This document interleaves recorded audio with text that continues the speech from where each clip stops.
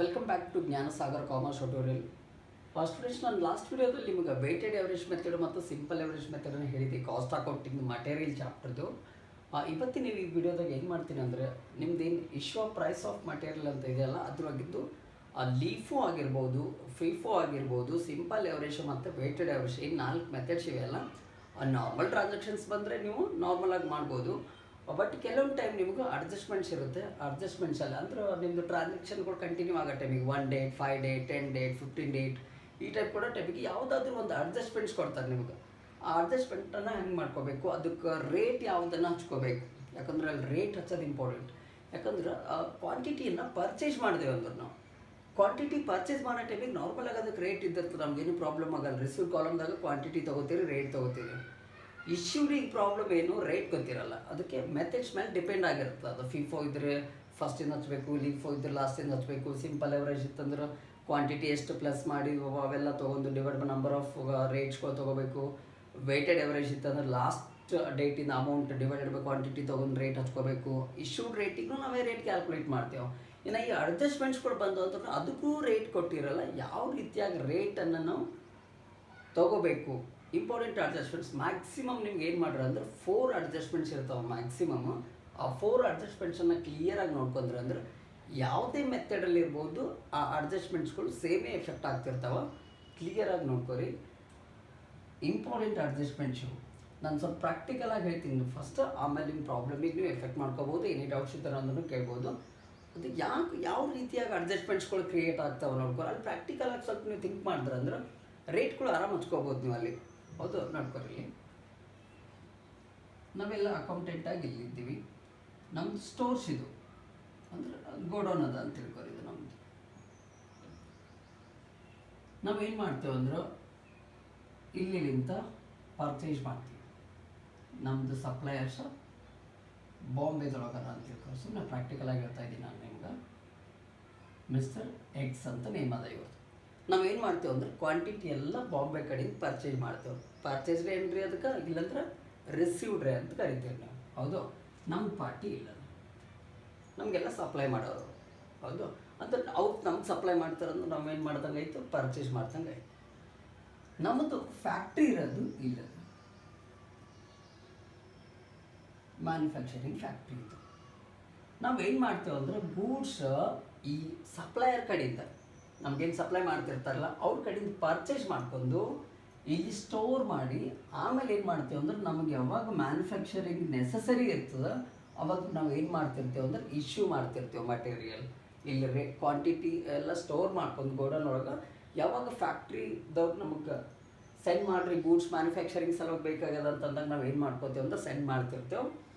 ಇಲ್ಲಿ ನಮ್ಮಲ್ಲಿ variety stock ಇರೋದ್ರಲ್ಲಿಂದ ಒಂದು 10 ರೂಪೀಸ್ದು, ಒಂದು 10.5 ರೂಪೀಸ್ದು, ಒಂದು 12 ರೂಪೀಸ್ದು, ಒಂದು 9 ರೂಪೀಸ್ದು, ಒಂದು 9.50 ಈ ರೀತಿ. ಯಾಕಂದ್ರೆ ನಾವು ಪರ್ಚೇಸ್ ಮಾಡೋ ಟೈಮಿಗೆ ಯಾವತ್ತು ರೇಟ್ ಏನು ಮಾಡ್ಬೋದು, ಜಂಪ್ನೂ ಆಗ್ಬೋದು, ಇನ್ಕ್ರೀಸ್ನೂ ಆಗ್ಬೋದು, ಡಿಕ್ರೀಸ್ನೂ ಆಗ್ಬೋದು. ಪರ್ಚೇಸ್ ಮಾಡೋ ಟೈಮಿಗೆ ರೇಟ್ ಕೆಲವೊಂದು ಸಲ ಹೈ ಇರ್ತದೆ, ಕೆಲವೊಂದು ಸಲ ಲೋ ಆಗ್ತಿರ್ತದೆ.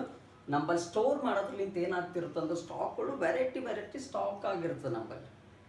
ಬಟ್ ಪ್ರಾಬ್ಲಮ್ ಪರ್ಚೇಸ್ ಮಾಡೋ ಟೈಮಿಗೆ ಬರಲ್ಲ. ಇಶ್ಯೂ ಮಾಡೋ ಟೈಮಿಗೆ ಏನು ಪ್ರಾಬ್ಲಮ್ ಬರ್ತದೆ ಅಂದ್ರೆ ಯಾವ್ದು ರೇಟಿಂದ ಇಶ್ಯೂ ಮಾಡಬೇಕು ಅಂತ ಗೊತ್ತಾಗಲ್ಲ. ಯಾವ ರೇಟಿಂದ ಇಶ್ಯೂ ಮಾಡಬೇಕು, ಅದಕ್ಕೆ methods of price of material ಇದೆ ನಿಮ್ಮದು. ಫಿಫೋ ಇದ್ದರೆ ಫಸ್ಟ್ ಇದು ಮಾಡಿರಿ, ಆಮೇಲೆ ಇದು ಮಾಡಿರಿ, ಆಮೇಲೆ ನೆಕ್ಸ್ಟ್ ಮಾಡಿರಿ. ಲೀಫೋ ಇದ್ರೆ ಇದು ಲಾಸ್ಟಿಂದ ಫಸ್ಟ್ ಮಾಡಿರಿ, ಅದಕ್ಕಿಂತ ನೆಕ್ಸ್ಟ್ ಇದು ಮಾಡಿರಿ. ಎವರೇಜ್ ಇತ್ತಂದ್ರೆ ಯಾವ್ದು ರೇಟ್ಗಳು ಮಿಕ್ಸ್ ಅದು ಮಾಡಿರಿ. ವೇಟೆಡ್ ಇತ್ತಂದ್ರೆ ಅಮೌಂಟಿಗೆ ಕ್ವಾಂಟಿಟಿ ಡಿವೈಡ್ ಮಾಡಿ ಏನು ರೇಟ್ ಬರ್ತೋ ಅದು ಮಾಡಿರಿ ಅಂತ ಈ ಥರ ಏನು ಮೆಥಡ್ಸ್ಗಳು ಮಾಡ್ತಾರಲ್ಲ. ಅದ್ರ ಜೊತೆ ಅಡ್ಜಸ್ಟ್ಮೆಂಟ್ಸ್ಗಳು ಹೆಂಗೆ ಬರ್ತಾವಂದ್ರೆ ಇಂಟ್ರೆಸ್ಟಿಂಗ್ ಏನು ನೋಡ್ಕೊರಿ. ನಿಮ್ದು ಪ್ರಾಕ್ಟಿಕಲಾಗಿ ಹೆಂಗೆ ಕ್ರಿಯೇಟ್ ಆಗ್ತಾವೆ ಅಡ್ಜಸ್ಟ್ಮೆಂಟ್ಸ್ಗಳು ಅನ್ನೋದು ಒಂದು ಇವ್ರ ಕಡೆಯಿಂದ ಡಿಸ್ಕಸ್ ಮಾಡೋಣ. ಸಪ್ಲೈಯರ್ ಕಡೆಯಿಂದ ನಮ್ಮದು ಸಪ್ಲೈಯರ್ ಯಾರ ಮಿಸ್ಟರ್ ಎಕ್ಸ್ ಅಂತಾರೆ, ಬಾಂಬೆದೊಳಗಾರ ಇವರು. ಇವ್ರ ಕಡೆಯಿಂದ ನಾವು ಮೊದಲು ಏನು ಮಾಡಿರ್ತೀವಿ ಅಂದ್ರೆ ಪರ್ಚೇಸ್ ಮಾಡಿರ್ತೀವಿ. ನೆನಪಿರಲಿ, ನಾವೇನು ಮಾಡ್ತೀವಿ ಅಂದ್ರೆ ಪರ್ಚೇಸ್ ಮಾಡ್ಕೊಂಡು ಇಲ್ಲಿ ಸ್ಟೋರ್ ಮಾಡಿ ಇವ್ರಿಗೆ ಏನು ಮಾಡ್ತೀವಿ ನಾವು ಇಶ್ಯೂ ಮಾಡ್ತಿರ್ತೀವಿ. ಈ ಕಡೆಯಿಂದ ಆಲ್ರೆಡಿ ಪರ್ಚೇಸ್ ಆಗಿರ್ತಾವ, ಈ ಕಡೆ ಆಲ್ರೆಡಿ ಇಶ್ಯೂ ಆಗ್ತಿರ್ತಾವೆ. ಒಂದು ಇಂಪಾರ್ಟೆಂಟ್ ಅಡ್ಜಸ್ಟ್ಮೆಂಟ್ಸ್ ಏನಂದ್ರೆ ಈ ಫ್ಯಾಕ್ಟ್ರಿ ಕಡೆಯಿಂದ ನಾವೇನು ಮ್ಯಾನುಫ್ಯಾಕ್ಚರಿಂಗ್ ಮಾಡಿರಿ ಅಂತ ಏನು ಗೂಡ್ಸ್ ಅವ್ರಿಗೆ ಸೆಂಡ್ ಮಾಡಿರ್ತೇವೋ ಅವ್ರ ಕಡೆಯಿಂದ ನಮಗೆ ರಿಟರ್ನ್ ಬರ್ಬೋದು. ಅದಕ್ಕೆ ಫಸ್ಟ್ ಅಡ್ಜಸ್ಟ್ಮೆಂಟ್ಸ್ ನಿಮ್ಮದು return to stores. Return to stores ಅಂತ ಅನ್ಬೋದು. ಆಲ್ರೆಡಿ ಇಶ್ಯೂ ಮಾಡಿದ್ದು ರಿಟರ್ನ್ ಬರ್ಲತ್ತದ.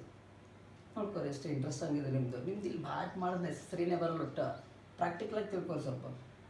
ಫ್ಯಾಕ್ಟ್ರಿಗೆ ನಾವು ಆಲ್ರೆಡಿ ಇಶ್ಯೂ ಮಾಡಿದ್ದು ಮತ್ತು ರಿಟರ್ನ್ ಬರ್ಲತ್ತು ಅಂತ ರಿಟರ್ನ್ ಟು ಸ್ಟೋರ್ಸ್ ಆಯ್ತಂದ್ರೆ ಇಲ್ಲ ನೋಡ್ರಿ ನಾವು ಸ್ಟೋರ್ಸ್ನಾಗಿದ್ದೇವೆ, ಅವ್ರು ನಮ್ಗೆ ರಿಟರ್ನ್ ತಂದು ಕೊಡ್ಲತ್ತಾರ ಅದಕ್ಕೆ ನಾವು ಅದಕ್ಕೆ ರಿಸೀವ್ ಮಾಡ್ಕೋಬೇಕಾಗ್ತದೆ. ಅದಕ್ಕೆ ಏನು ಮಾಡ್ತಾರೆ ಅಂದ್ರೆ ಇದು ರಿಸೀವ್ಡ್ ಕಾಲಮ್ದಾಗ ಬರ್ಕೋಬೇಕು. ಯಾಕಂದ್ರೆ ನಮ್ಗೆ 3 ಕಾಲಮ್ ಇರ್ತದೆ. ಒಂದು ರಿಸೀವ್ಡ್ ಕಾಲಮ್ ಇರ್ತದೆ, ಒಂದು ಇಶ್ಯೂ ಕಾಲಮ್ ಇರ್ತದೆ, ಒಂದು ಬ್ಯಾಲೆನ್ಸ್ ಕಾಲಮ್ ಇರ್ತದೆ. ಯಾವ ಕಾಲಮ್ದಾಗ ಬರಿಬೇಕು ಅಂತ ಫಸ್ಟ್ ಥಿಂಕ್ ಮಾಡ್ಬೇಕು ನಾವು. ರಿಟರ್ನ್ ಟು ಸ್ಟೋರ್ಸ್, ನಮ್ಮ ಸ್ಟೋರ್ಸ್ ರಿಟರ್ನ್ ಬರ್ಲತ್ತಂದ್ರೆ ನಾವು ರಿಸೀವ್ ಮಾಡ್ಕೋಬೇಕು ರಿಸೀವ್ ಕಾಲಮ್. ಹಾಗಾದ್ರೆ ರೇಟ್ ಯಾವ್ದು ಹಚ್ಕೋಬೇಕು ಅನ್ನೋದು ಇಂಪಾರ್ಟೆಂಟ್. ರೇಟ್ ಯಾವ್ದು ಹಚ್ಕೋಬೇಕಂದ್ರೆ ನಮಗೇನಾದರೂ ಡೇಟಲ್ಲಿ ಕೊಟ್ಟಿರಂದ್ರೆ ಯಾವ ಡೇಟ ಸರ್ ಈ ಡೇಟಿಗೆ ಇಶ್ಯೂ ಮಾಡಿದ್ರೆ ರಿಟರ್ನ್ ಬರ್ಲತ್ತದ. ಎಕ್ಸಾಂಪಲ್ ನಾನು 10 ಡೇಟಿಗೆ ಇಶ್ಯೂ ಮಾಡೀನಿ ಅವ್ರಿಗೆ, ಇವ್ರು ಏನು ಮಾಡ್ತಾರೆ 15 ಡೇಟಿಗೆ ರಿಟರ್ನ್ ತಂದು ಕೊಡ್ಲತ್ತಾರೆ. ನನಗೆ ಗೊತ್ತದ 10 ಡೇಟಿಗೆ ನಾ ಇಶ್ಯೂ ಮಾಡಿದ ರಿಟರ್ನ್ ಬರ್ಲತ್ತದ. 10 ಡೇಟಿಗೆ ಮತ್ತೆ ಇಶ್ಯೂ ಮಾಡ್ಬೇಕಂದ್ರೆ ಒಂದು ರೇಟ್ ಹಚ್ತಿರ್ತೇವೆ ನಾವು, 5 ರೂಪೀಸ್ ಹಚ್ಚಿದೇವೆ ಅಂತ ಹೇಳ್ಕೊ. ಇವಾಗ ನೀವು ಏನು ಮಾಡ್ಕೋಬೇಕಂದ್ರೆ ಆ 5 ರೂಪೀಸೇ ತೊಗೋಬೇಕು. ಡೇಟ್ ಕೊಟ್ಟಿದ್ರೆ ಅದು ಸಿಂಪಲ್ ನೆನ್ಪಿಟ್ಕೋ. ರಿಟರ್ನ್ ಟು ಸ್ಟೋರ್ಸ್ ಅಂದರೆ ಇಶ್ಯೂ ಮಾಡಿದ್ರೆ ರಿಟರ್ನ್ ಆಗ್ತಿರ್ತದೆ. ಯಾವ ಡೇಟಿಗೆ ಇಶ್ಯೂ ಮಾಡಿದೆವು ಅಂತ ಡೇಟ್ ಕೊಟ್ಟರೆ ಅಂದ್ರೆ ಆ ಡೇಟಿಗೆ ಒಂದು ರೇಟ್ ಇದ್ದಿರ್ತದೆ, ಅದೇ ರೇಟೇ ಯೂಸ್ ಮಾಡ್ಕೋಬೇಕು. ಎಲ್ಲಿ ರಿಸೀವ್ಡ್ ಕಾಲಮ್. ಸಪೋಸ್ ಡೇಟ್ ಕೊಟ್ಟಿದ್ದಿಲ್ಲ ಅಂದ್ರೆ ಏನು ಮಾಡ್ಕೋಬೇಕಂದ್ರೆ ಎಲ್ಲ ಕಡೆ ನೆನ್ಪಿಟ್ಕೋರಿ.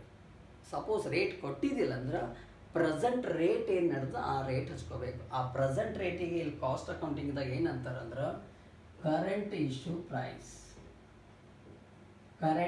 ಪ್ರೈಸ್ ಅಂದರೆ ನಿಮ್ಗೆ ಈಗ ನೆಕ್ಸ್ಟ್ ಡೇಟಿಗೆ ಇಶ್ಯೂ ಮಾಡೋದಿತ್ತಂದ್ರೆ ಯಾವ ರೇಟ್ ಹಚ್ಚಿ ಕಳಿಸ್ತೀರಿ ಅದೇ ರೇಟ್ ಹಚ್ಕೊಡ್ರಿ ಅಂತ ಇರ್ತದೆ. ಅದು ಕರೆಂಟ್ ಇಶ್ಯೂ ಪ್ರೈಸ್ ಮೀನಿಂಗ್. ಅದು ಆಯಾ ಮೆಥಡ್ ಮೇಲೆ ಬೇರೆ ಬೇರೆ ಹಾಕೋತ ಹೋಗ್ತದೆ. ಫಿಫೋ ಮೆಥಡ್ ಇತ್ತಂದ್ರೆ ಫಸ್ಟ್ ಇದ್ದಿದ್ದ ರೇಟು ಕರೆಂಟ್ ಇಶ್ಯೂ ಪ್ರೈಸ್ ಆಗ್ತದೆ. ಲೀಫೋ ಮೆಥಡ್ ಇತ್ತಂದ್ರೆ ಲಾಸ್ಟ್ ಇದ್ದಿದೆ ಕರೆಂಟ್ ಇಶ್ಯೂ ಪ್ರೈಸ್ ಆಗ್ತದೆ. ಸಿಂಪಲ್ ಎವರೇಜ್ ಅಂದ್ರೆ ಕ್ವಾಂಟಿಟಿ ಎಲ್ಲ ಮಿಕ್ಸ್ ಮಾಡ್ಕೊಂಡು divide by number of rates. Weighted ಇತ್ತಂದ್ರೆ last amount divide by last quantity. ಅದು ಮಾಡಿದಾಗ ಏನು ಬರುತ್ತೆ ರೇಟ್ ಅದ್ರ ಮೇಲೆ ಡಿಪೆಂಡ. ಒಂದು ನೆನ್ಪಿಟ್ಕೋರಿ, ಡೇಟ್ ಕೊಟ್ಟಿರಂದ್ರೆ ಡೇಟಿಗೆ ಯಾವ ರೇಟ್ ಇರ್ತೋ ಅದೇ ಹಚ್ಕೋಬೇಕು. ಡೇಟ್ ಕೊಟ್ಟಿದ್ದಿಲ್ಲ ಅಂದ್ರೆ ಕರೆಂಟ್ ಇಶ್ಯೂ ಪ್ರೈಸ್ ಹಚ್ಕೋಬೇಕು. ಕರೆಂಟ್ ಇಶ್ಯೂ ಪ್ರೈಸ್ ಅಂದ್ರೆ ಇಲ್ಲಿಗೆ ಡೇಟ್ ಮುಗೀತು, ನೆಕ್ಸ್ಟ್ ಡೇಟಿಗೆ ಇಶ್ಯೂ ಬಂತಂದ್ರೆ ಆ ಇಶ್ಯೂವಿಗೆ ಯಾವ ರೇಟ್ ಹಚ್ತೀರಿ ಅದು ಅಂದ್ರೆ ಕರೆಂಟ್ ಇಶ್ಯೂ ಪ್ರೈಸ್ ಹಚ್ಕೊಂಡು ರಿಸಿಪ್ಟ್ ಕಾಲಮ್ದಾಗ ಬರಿಬೇಕು. ಇದನ್ನು ಒಂದು ಸಿಂಪಲ್ ರಿಸಿಪ್ಟ್ ಅಂತ ತಿಳ್ಕೊಬೇಕು ನಾವು. ಮುಂದೆ ಬ್ಯಾಲೆನ್ಸ್ ಒಳಗೂ ಬರಿಬೇಕು, ಆ್ಯಡ್ ಮಾಡಬೇಕು. ಒಟ್ಟು ಇದೊಂದು ರಿಸಿಪ್ಟ್ ನಮ್ದಿದು. ರಿಟರ್ನ್ ಟು ಸ್ಟೋರ್ಸ್ ಒಂದು ಎಂಟ್ರಿ ಇದು. ಇನ್ನೊಂದು ಏನಾಗ್ಬೋದು, ಇವ್ರು ಹೆಂಗೆ ನಮಗೆ ರಿಟರ್ನ್ ತಂದು ಕೊಡ್ಲತ್ತಾರ, ರಿಟರ್ನ್ ಟು ಸ್ಟೋರ್ಸ್ ಅಂತ ನಮ್ಗೆ ಏನು ಮಾಡೋಗತ್ತಾರ ಅವರು, ನಾವು ತಂದು ಏನಾದರೂ ಫಾಲ್ಟ್ ಇದ್ದು ಅಂದ್ರೆ ನಾವು ರಿಟರ್ನ್ ಕಳಿಸ್ಬೋದು ಸಪ್ಲೈಯರ್ಗೆ. ರಿಟರ್ನ್ ಟು ಅವ್ರಿಗೆ ಸಪ್ಲೈಯರ್ಸ್ಗೆ ಅನ್ರಿ, ಇಲ್ಲಂದ್ರೆ ವೆಂಡರ್ಸ್. ಅದಕ್ಕೆ ನಿಮ್ಮದು ಸೆಕೆಂಡ್ ಪಾಯಿಂಟ್ ಬಂದುಬಿಟ್ಟು ರಿಟರ್ನ್ ಟು ವೆಂಡರ್ಸ್. ಇಲ್ಲ ಮೊದಲು ನಾವು ಇವ್ರದ್ದು ಪರ್ಚೇಸ್ ಮಾಡಿದಾಗ ರಿಸಿಪ್ಟ್ ಕಾಲಮ್ದಾಗ ಬರೀತಿದ್ದೆವು. ಯಾಕಂದ್ರೆ ಗೂಡ್ಸ್ ನಾವೇನು ಮಾಡಿದ ಕ್ವಾಂಟಿಟಿ ರಿಸೀವ್ ಮಾಡುತ್ತೆ ಅಂತ ಹೇಳ್ಕೊಂಡು ರಿಸಿಪ್ಟ್ ಕಾಲಮ್ದಾಗ ಬರೀತಿದ್ದೆ, ಒಂದು ರೇಟ್ ಇರ್ತಿತ್ತು ಅದು. ಈಗ ಅವನಿಗೆ ರಿಟರ್ನ್ ಕೊಂಡು ಹೋಗ್ತಿದ್ದೇವೆ ಅಂದ್ರೆ ಇಶ್ಯೂ ಕಾಲಮ್ದಾಗ ಮಾಡಬೇಕಾಗ್ತದೆ. ಇಶ್ಯೂ ಮಾಡಬೇಕಾಗ್ತದೆ, ಅವ್ರಿಗೆ ರಿಟರ್ನ್ ಸೆಂಡ್ ಮಾಡಬೇಕಲ್ಲ ನಾವು ಇಶ್ಯೂ ಕಾಲಮ್. ಬಟ್ ರೇಟ್ ಏನು ಹಚ್ಕೊಳ್ಳೋದು ಭಾಳ ಇಂಪಾರ್ಟೆಂಟ್. ಇಲ್ಲಿ 2 ಟೈಪ್ಸ್ನಾಗ ಡಿವೈಡ್ ಮಾಡ್ಬೋದು ಇವರು ಅಡ್ಜಸ್ಟ್ಮೆಂಟ್ಸನ್ನು, ರಿಟರ್ನ್ ಟು ವೆಂಡರ್ಸನ್ನು. ಒಂದು ಏನಂದ್ರೆ ಇಫ್ ಯೂಸ್ಡ್, ಇಲ್ಲಂದ್ರೆ if used for production, if did not used for production. Clear ಆಗಿ ನೋಡ್ಕೊರಿ. ರಿಟರ್ನ್ ಟು ವೆಂಡರ್ಸ್ಗೆ ಏನಾದರೂ ರಿಟರ್ನಿಗೆ ಕೊಟ್ಟಿದ್ದೆವು, ಯಾವ ಡೇಟಿಗೆ ಪರ್ಚೇಸ್ ಮಾಡಿದ್ದೆವು ಅಂತ ನಮಗೆ ಗೊತ್ತಿತ್ತಂದ್ರೆ ಈ ಡೇಟಿಗೆ ಪರ್ಚೇಸ್ ಮಾಡಿದ ಗೂಡ್ಸೇ ನಾನು ನಿಮಗೆ ರಿಟರ್ನ್ ಕೊಡ್ಲೋಗ್ತೀನಿ ಅಂತ ಏನಾದರೂ ಅಂದೇವಂತ ನಾವು ಅವ್ರ ಕಡೆಯಿಂದ ಪರ್ಚೇಸ್ ಮಾಡಿದ ಗೂಡ್ಸ್ ನಾವು ಮ್ಯಾನುಫ್ಯಾಕ್ಚರಿಂಗ್ ಸಲುವಾಗಿ ಇಶ್ಯೂ ಮಾಡ್ಕೊಂಡಿದ್ದೇವ, ಅದ್ರೊಳಗಿಂದ ಒಂದು ಕ್ವಾಂಟಿಟಿ ಆದ್ರೂ ಇಶ್ಯೂ ಮಾಡಿದ್ದೀವ. ಅವ್ರು ಕಳಿಸಿದಂಥ ಗೂಡ್ಸ್ ನಾವು ಏನಾದರೂ ಪ್ರೊಡಕ್ಷನಿಗೆ ಯೂಸ್ ಮಾಡ್ಕೊಂಡಿದ್ದೇವೆ ಅಂದ್ರೆ ಬೇರೆ ರೇಟ್ ಇರ್ತದೆ, ಯೂಸ್ ಮಾಡಿದ್ದಿಲ್ಲ ಅಂದ್ರೆ ಬೇರೆ ರೇಟ್ ಹಚ್ಕೊಳ್ಬೇಕು. ನೆನ್ಪಿಟ್ಕೊರಿ, ಯೂಸ್ ಮಾಡ್ಕೊಂಡಿದ್ದೇವೆ ಅಂದ್ರೆ ಆಲ್ರೆಡಿ ಅವ್ರಿಗೆ ಪರ್ಚೇಸ್ ಮಾಡಿದ್ದು ಗೂಡ್ಸ್ ಯೂಸ್ ಮಾಡ್ಕೊಂಡಿದ್ದು ಸ್ವಲ್ಪ ಉಳಿದಿತ್ತು, ಅದ್ರೊಳಗೆ 1 ಯೂನಿಟ್ ಆದ್ರೂ ಯೂಸ್ ಮಾಡ್ಕೊಂಡೇವೆ ಅಂದ್ರೆ ಅವ್ರಿಗೆ ಯಾವ ರೇಟ್ ಹಚ್ಚಿ ಕಳಿಸ್ಬೇಕಂದ್ರೆ ಕರೆಂಟ್ ಇಶ್ಯೂ ಪ್ರೈಸ್ ಹಚ್ಕೋಬೇಕು. Current issue price. Current issue price ಅಂದ್ರೆ ಆ ಮೆಥಡ್ ಮೇಲೆ ಬೇರೆ ಬೇರೆ ಆಗ್ತಿರ್ತದೆ. ಫಿಫೋದಾಗ ಫಸ್ಟ್, ಲಿಫೋದಾಗ ಲಾಸ್ಟ್, ಸಿಂಪಲ್ ಎವರೇಜ್ ಕ್ಯಾಲ್ಕುಲೇಟ್ ಮಾಡಬೇಕು, ವೆಯ್ಟೆಡ್ ಎವರೇಜನ್ನು ಕ್ಯಾಲ್ಕುಲೇಟ್ ಮಾಡ್ಕೋಬೇಕು. ಅದಕ್ಕೆ ಸಪ್ಲೈಯರ್ ಏನಂತಾರೆ ನಮಗಂದ್ರೆ, ನೋಡ್ರಿ ನಿಮ್ದೆಲ್ಲ ಗೂಡ್ಸ್ನ ರಿಟರ್ನ್ ತೊಗೊಳಕ್ಕೆ ರೆಡಿ ಇದ್ದೀನಿ, ಬಟ್ ನಮ್ಮದು ಗೂಡ್ಸ್ ನೀವು ಆಲ್ರೆಡಿ ಯೂಸ್ ಮಾಡಿದ್ರಿ ಅಂದ್ರೆ ಈಗ ಏನು ರೇಟ್ ನಡೆದ ಆ ರೇಟ್ ಹಚ್ಕೊಡ್ರಿ ಅಂತಾರೆ ಅವರು. ಸಪೋಸ್ ಯೂಸ್ ಮಾಡಿದ್ದಿಲ್ಲ ಅಂದ್ರೆ ನಾವು ಏನು ಅನ್ಬೋದು ಅಂದ್ರೆ ಅವರಿಗೆ, ಮಿಸ್ಟರ್ ಎಕ್ಸ್ ಅವರೇ ನಿಮ್ದು ಏನು ಗೂಡ್ಸ್ ಪರ್ಚೇಸ್ ಮಾಡಿದೆ ಗೋಡನ್ ಒಳಗೆ ಹಾಗೆ ಅದ, ಯಾವುದು ರೇಟ್ ನಾವು ಇನ್ನು ಅದು ನಿಮ್ಮ ಗೂಡ್ಸ್ ಒಂದು ಯೂನಿಟ್ನು ಯೂಸ್ ಮಾಡ್ಕೊಂಡಿಲ್ಲ ಅಂದ್ರೆ ನೀವು ಯಾವ ರೇಟಿಗೆ ನಮಗೆ ಕೊಟ್ಟಿರಿ ಅದೇ ರೇಟಿಗೆ ತೊಗೊಂಡು ಹೋಗ್ರಿ ಅಂತ ಅನ್ಬೋದು. ಯಾವಾಗ ಇದು ಗೂಡ್ಸ್ ಅವ್ರದ್ದು ಯೂಸ್ ಮಾಡ್ಕೊಂಡಿದ್ದಿಲ್ಲ ಅಂತ ಇಲ್ಲ, ಯೂಸ್ ಮಾಡ್ಕೊಂಡಿಲ್ಲ ಅಂದ್ರೆ ಏನು ಮಾಡ್ಕೋಬೇಕಂದ್ರೆ ಆ ಡೇಟಿಗೆ ಏನಿರ್ತದಲ್ಲ ಪರ್ಚೇಸ್ ರೇಟ್, ಅದೇ ಪರ್ಚೇಸ್ ರೇಟೇ ಹಚ್ಕೋಬೇಕು.